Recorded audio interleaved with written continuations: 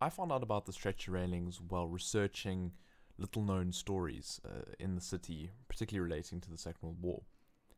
And I was really hoping to make a short film about one of these while I was in the UK in middle 2019. I found the stretcher railings just to be such an interesting story that I really wanted to tell it. Got in touch with one of the conservation groups and was hoping to be able to make something in collaboration with them.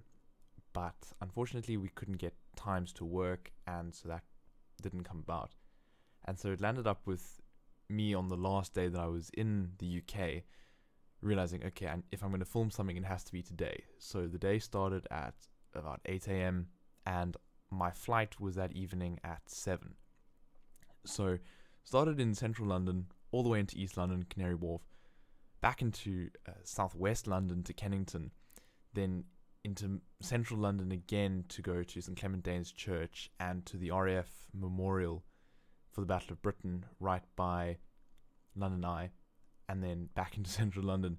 So it was a very busy day, spent a lot of time on the tube, rushing around, getting it filmed. So it required a lot more work in post to sort of clean up because the actual filming schedule was quite haphazard.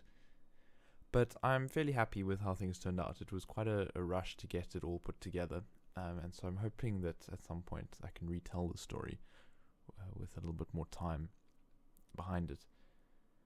But I hope that everyone who watched it enjoyed the film, and more importantly, learned something. I recorded it primarily on a Sony a6400, shooting in 4K, and that was then downscaled in post at 1080 for YouTube. Audio was recorded on location with a Rode VideoMic Pro Plus, and that was on the Sony directly on a mount to move it slightly away from the screen because I was filming it myself.